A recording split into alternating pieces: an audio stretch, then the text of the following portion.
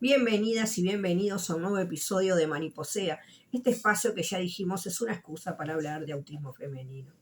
En física clásica existe una ley que es muy importante, que es la primera ley de Newton. Esta ley se suele enseñar en secundaria y lo que dice que es que si un cuerpo está en reposo, tiene una tendencia a permanecer en reposo o si está en movimiento, tiene tendencia a permanecer en movimiento. Ambas cosas se quedan tal como están, a menos que una fuerza externa actúe sobre ese cuerpo. Hace poco leí una entrevista de una joven autista que decía más o menos lo siguiente: durante años pensé que mi problema era otro, falta de disciplina, falta de constancia, falta de carácter. En realidad ella no estaba al tanto, hasta que se lo explicaron, de lo que le estaba pasando. Hay personas, pero también muchas personas autistas, que vivimos bajo la ley de Newton, bajo la primera ley de Newton. No por pereza, no por terquedad, no por desmotivación. Tenemos que entender algo fundamental. Nuestro cableado es completamente distinto a nivel cerebral. Lo que nos gobierna no es algo emocional, no es motivacional, no es una cuestión psicológica que estamos concentrados en algo y no podemos dejar de hacerlo, o queremos iniciar algo y no lo hacemos. Es física pura. Nuestra neurología conserva el estado en el que está, reposo o movimiento, y cambiar ese estado requiere algo más que voluntad. Hoy la investigación sobre autismo empieza a reconocer y a llamarlo inercia autista. Y te quiero contar una experiencia de mi vida cotidiana cuando era joven. Los primeros años de la universidad, llegaba la época de parciales, me levantaba a las 6 de la mañana, me duchaba, desayunaba algo y me sentaba a estudiar, rodeada de fotocopias, de libros, de esquemas. Y ahí estaba, 1 hora, 2 horas, 3 horas, 6 horas. Cuando quería acordar, miraba por la ventana y era de noche. Estaba completamente inmovilizada, atrapada en fotocopias, atrapada entre autores, atrapada en eso que me apasionaba tanto, que era la psicología. Y eso me pasó también con las otras carreras que hice.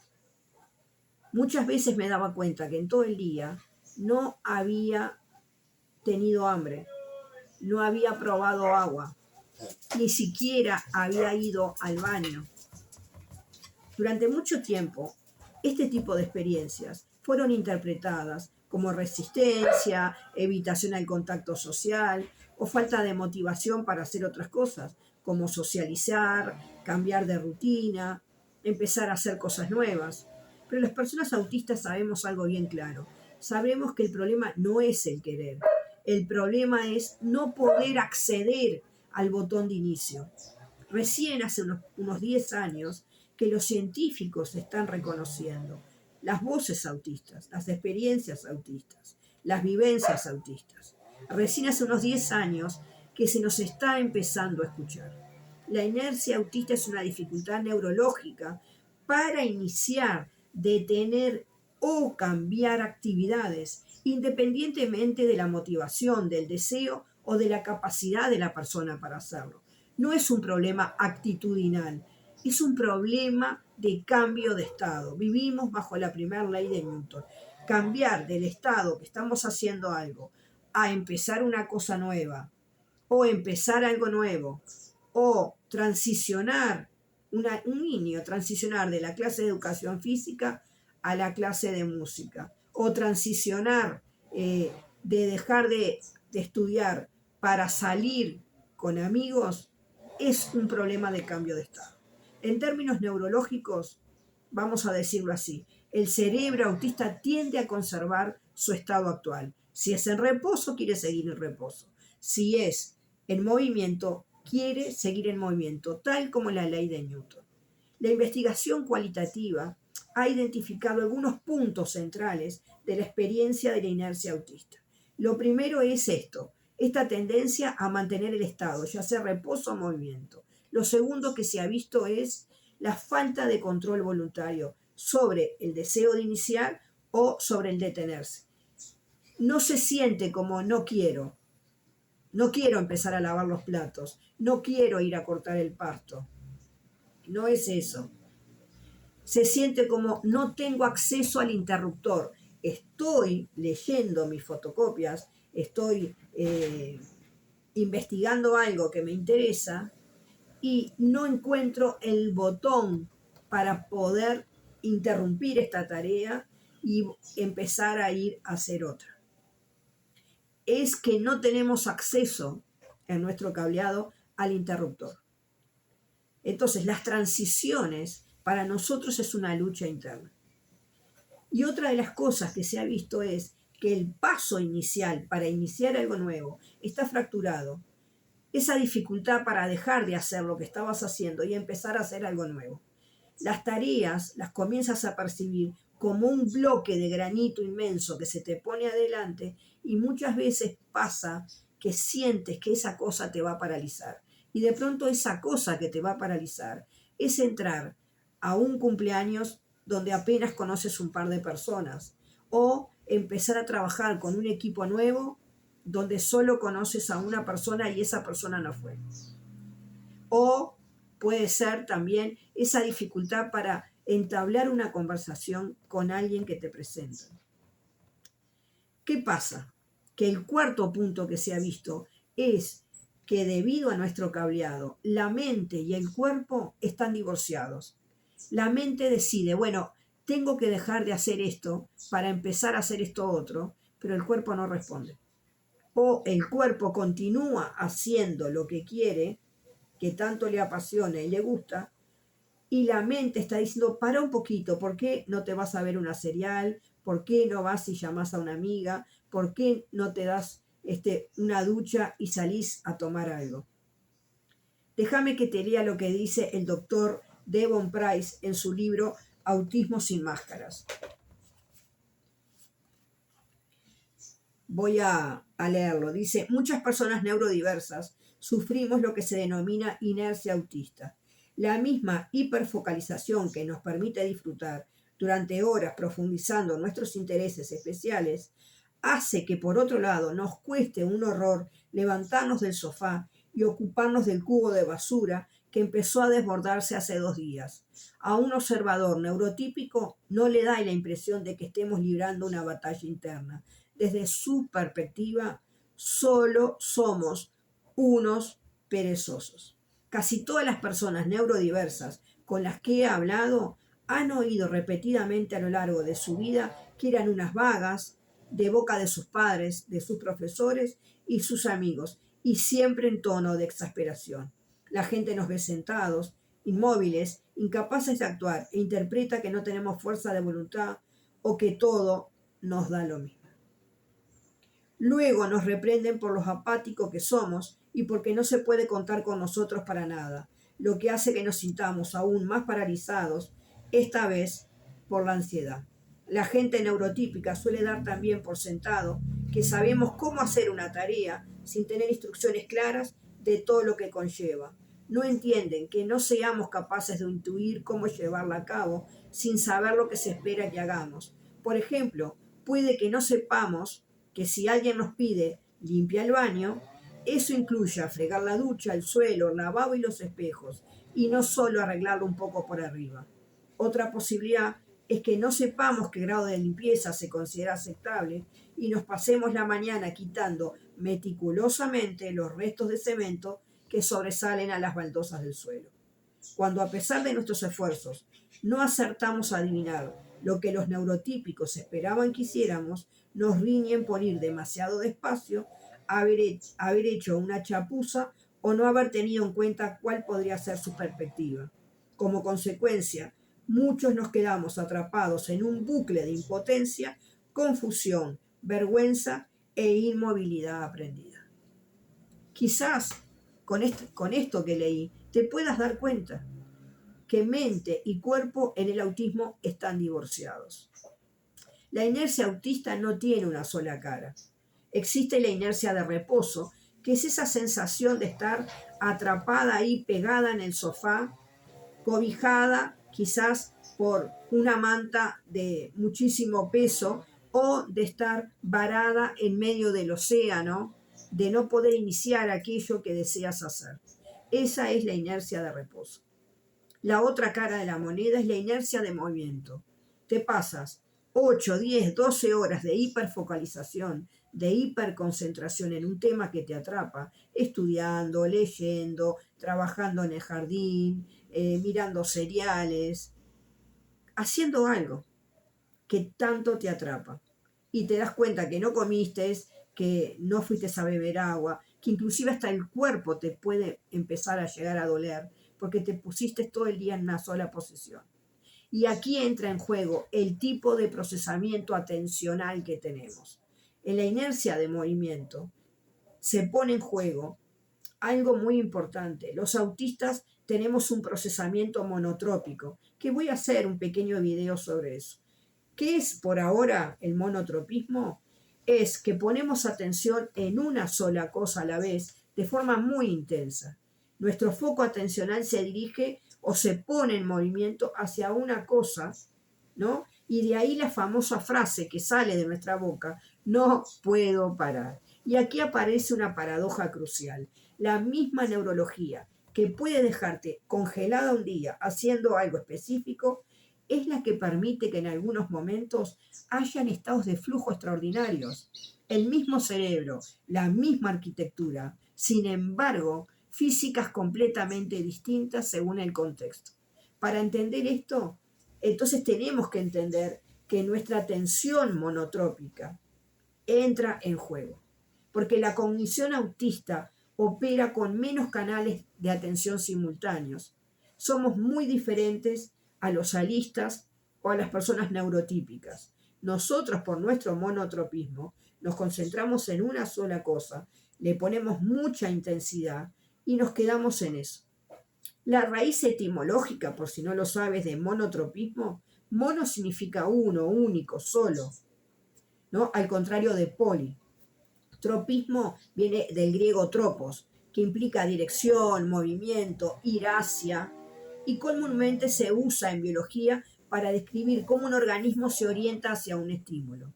La tendencia a orientar el pensamiento, la atención y la energía hacia una sola dirección o un número limitado de intereses intensos a la vez es lo que nos sucede a las personas autistas. Este concepto fue desarrollado a partir de la década del 90 por Dina Murray, Gwen Lawson y Mike Lesser, que ellos quisieron explicar esta experiencia autista enfocándose y centrando su investigación en esa hiperconcentración que tenemos o en nuestros intereses especiales. Ellos fueron los que dijeron, esto no es un déficit atencional. Y eso es lo interesante. Por primera vez en el 90, alguien es capaz de decir, no tenemos que ver a los autistas como personas solo en el déficit. ¿Por qué no vemos esto positivo? Y no es romantizar el autismo. Nuestra mente monotrópica se centra intensamente en pocos temas. Eso puede provocar lo que se conoce como una visión de túnel. Tú vas solo hacia ese objetivo. Pero eso es lo que nos hace extraordinarios, porque profundizamos en un tema. A mí me pasa que compañeras que se han recibido conmigo todavía me siguen llamando para consultarme. Marta, vos que tenés una memoria extraordinaria y que estudiabas todas y cada una de las fotocopias, ¿vos te acordás de tal cosa que tengo que preparar un trabajo? Todavía me siguen consultando, porque saben que con mi visión de túnel yo conocía cada cosa que aprendía en psicología, en la Facultad de Ciencias o en medicina, lo aprendía a la perfección y no paraba hasta que había desglosado todo lo de ese tema. Esto lleva a que seamos tan buenos en determinados temas de interés. Nuestra atención no es múltiple. Las personas neurotípicas tienen una atención que es como un proyector. Para ellos se ilumina todo el escenario. Nosotros nos centramos en los detalles. Nosotros no tenemos un proyector. Nosotros lo que tenemos es un reflector, algo que alumbra, ¿no? Un solo punto, pero lo alumbra profundamente. ¿Has visto reflectores? Sabes cómo funcionan. Ponen la luz muy intensa en un solo punto. En una obra de teatro, en una película de cine, se enfoca solo una situación. Esto explica por qué iniciar una tarea que no está alineada con tu interés. Marta, ¿qué te parece si vamos a la playa? de pronto no está alineada con el interés que yo tengo, que es ponerme a leer y profundizar sobre un tema. O estar haciendo algo, armando algo, diseñando algo, una manualidad, lo que sea, y de pronto me proponen algo que quizás no es tan atrapante para mí. Entonces, dejar de hacer esto que yo estoy haciendo con mi reflector hiperfoco para pasar a hacer esa otra cosa que no es de mi interés, no es algo muy posible para mí. Y esto también explica que cuando no hay una alineación, cuando las dos cosas que te proponen no están muy alineadas con tu interés, lo más probable es que sigas concentrada en esto y que ignores la propuesta de la otra persona. Ahora, cuando hay alineación, cuando la otra persona te propone, ¿qué te parece si vamos tal cosa? Que está capaz que alineada con esto, de pronto ahí pones atención y dices, bueno, me sirve. ¿Por qué? Porque están alineadas. Esto que te proponen hacer está alineada con esto otro. Y ahí se produce un foco profundo, un foco sostenido y creativo. La inercia no es un error de nuestro sistema neurológico, es el precio, pero también tenemos que verlo como el regalo de nuestra cognición profunda. Y ya te digo, no es una cuestión de romantizar el autismo, es precisamente en estos momentos donde ponemos foco en un tema de nuestro interés que surgen mágicamente ideas creativas inmensas. Me ha pasado de redactar mi tesis en una sola noche, sentarme a redactar mi tesis en una sola noche. ¿Por qué? Porque llevaba de pronto semanas pensando en los temas que iba a trabajar y una noche entera, sin dormir, me sentaba frente a la computadora y salía una de mis mejores tesis que de pronto a la hora de calificarla, yo ya sabía que si la universidad era americana me iba a poner o si era una universidad española, me iba a poner un sobresaliente. Porque la creatividad autista surge ahí precisamente, cuando nosotros nos concentramos en un tema de nuestro interés. Y esto es lo interesante. El DSM, que es el manual de psiquiatría, la Biblia de psiquiatría, no menciona la inercia autista. Y esto no es un descuido, esto no es porque se les pasó, es una consecuencia directa de que nos ignoran, de que ellos lo que hacen es plantear un modelo que observa conductas externas y descuida nuestras experiencias internas. Porque cuando solo miras desde afuera, como decía Devon Price, la inercia parece pereza, parece vaguedad, pero cuando escuchas nuestra vivencia, te das cuenta que es física neurológica. Pero a esto se suma un problema mayor. Todas las investigaciones que hay sobre la inercia autista solo están hechas en un idioma, están en inglés.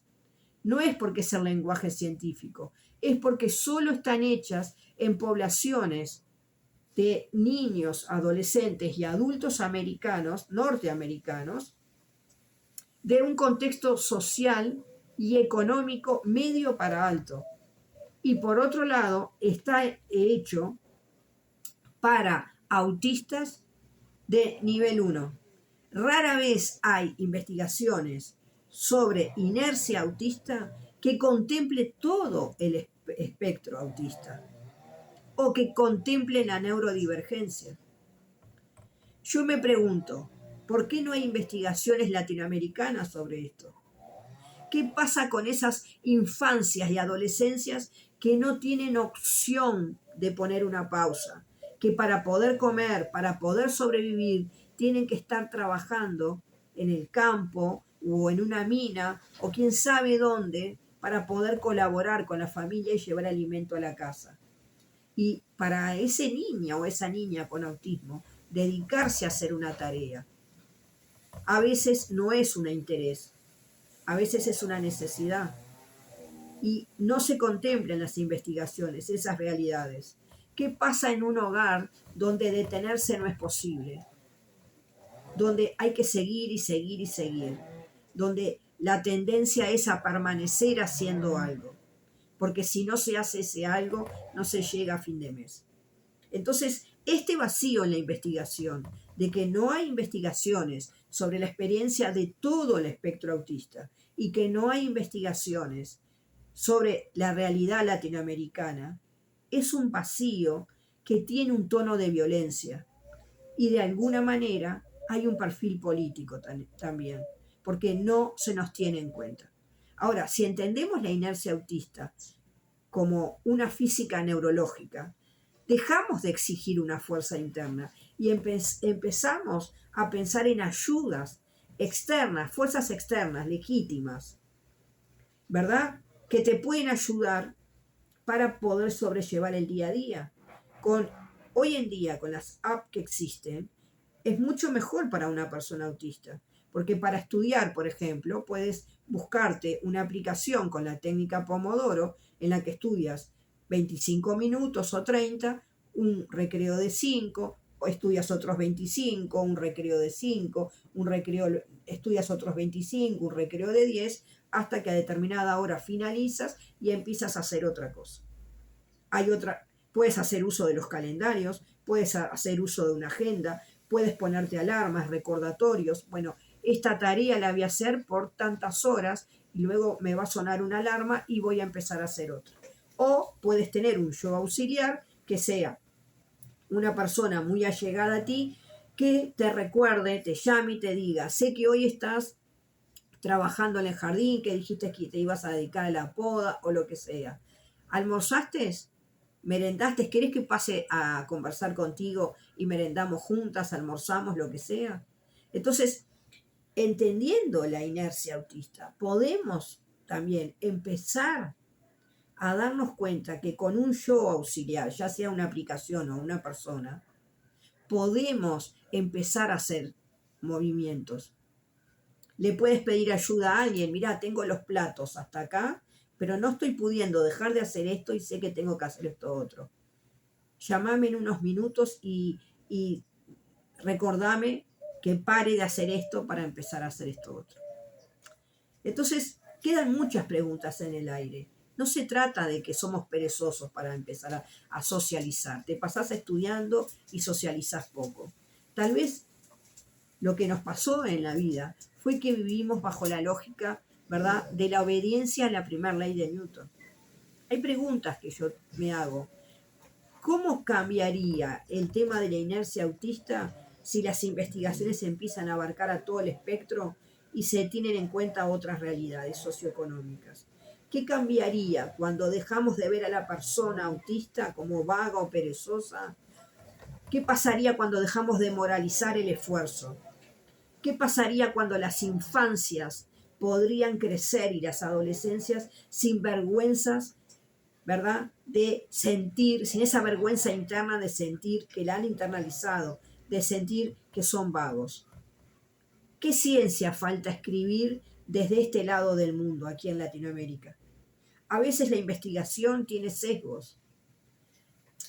¿Y el problema cuál es? Que no alcanza con que investiguen algunos autistas. Es necesario que se escuchen todas las voces autistas. Si algo de lo que escuchaste hoy te resonó, ya sabes, como digo siempre, no es casualidad. A veces una palabra basta y alcanza para empezar a transformarnos. Gracias realmente por quedarte hasta aquí. Hoy te voy a dejar con una de mis mariposas, la de color verde, y el recordatorio de que incluso después de toda una vida, siempre es posible, como las mariposas, alzar el vuelo.